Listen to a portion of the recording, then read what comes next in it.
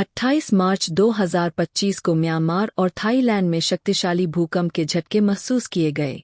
इस भूकंप की तीव्रता रिक्टर स्केल पर 7.7 मापी गई, जो इसे एक बेहद शक्तिशाली और विनाशकारी भूकंप बनाती है। भूकंप का केंद्र म्यांमार के मध्य क्षेत्र में सागाइंग शहर के पास था, जो मांडले से लगभग 50 किलोमीटर दूर है। इसका केंद्र जमीन से केवल 10 किलोमीटर की गहराई पर था, जिसके कारण इसकी तबाही का प्रभाव और भी गहरा हुआ।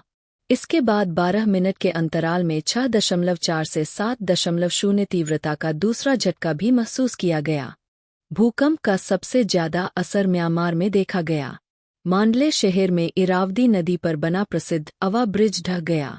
सागाइंग टाउनशिप में 51 साल पुराना एक और पुल टूट गया।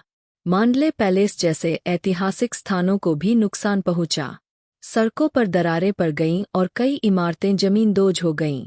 म्यांमार में अब तक 1000 से ज्यादा लोगों के मरने की खबर है और 1700 से अधिक लोग घायल हुए हैं। म्यांमार पहले से ही गृहयुद्ध से जूझ रहा है, जिसके कारण राहत कार्यों में भारी मुश्किलें आ रही है। थाईलैंड की राजधानी बैंकॉक में भी भूकंप के तेज झटके महसूस किए गए, जो म्यांमार से करीब 900 किलोमीटर दूर है। बैंकॉक में एक निर्माणाधीन बहुमंजिला इमारत ढह गई, जिसमें 43 लोग लापता बताए जा रहे हैं। चाटुचक पार्क इलाके में एक इमारत के गिरने से कम एक व्यक्ति की मौत हुई और 50 से ज्यादा लोग घायल हुए। थाईलैंड के प्रधानमंत्री ने बैंकॉक में आपातकाल की घोषणा कर दी और कई उड़ानें रद्द कर दी गईं। ऊंची इमारतों को खाली कराया गया और लोग सड़कों पर आ गए। भूकंप के झटके भारत के पूर्वोत्तर राज्यों मेघालय, मणिपुर, बांग्लादेश और चीन के यूनान प्रांत तक महसूस किए गए। मेघालय में 4.0 तीव्रता का आफ्टर शॉक भी दर्ज किया गया। भूकंप की वजह। म्यांमार में यह भूकंप सागाइंग फॉल्ट के कारण आया, जो एक प्रमुख टेक्टोनिक फॉल्ट लाइन है।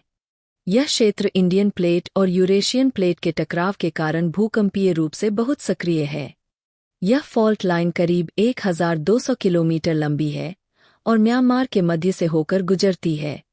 इन प्लेटों के आपस में खिसकने से भूकंपीय तरंगें पैदा होती है, जो भूकंप का कारण बनती है। म्यांमार में पहले भी 1930 से 1956 के बीच 7.0 तीव्रता के 6 बड़े भूकंप आ चुके हैं।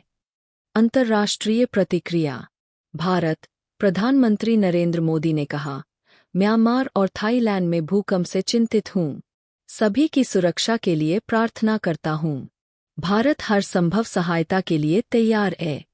संयुक्त राष्ट्र महासचिव एंटोनियो गुटेरेस ने दक्षिण पूर्व एशिया में राहत के लिए संसाधन जुटाने की बात कही। यूरोपियन कमीशन की अध्यक्ष ने सहायता की पेशकश की। नुकसान का अनुमान। अभी तक म्यांमार में 1000 से ज्यादा और थाईलैंड में कम से कम 6 लोगों की मौत की पुष्टि हुई है।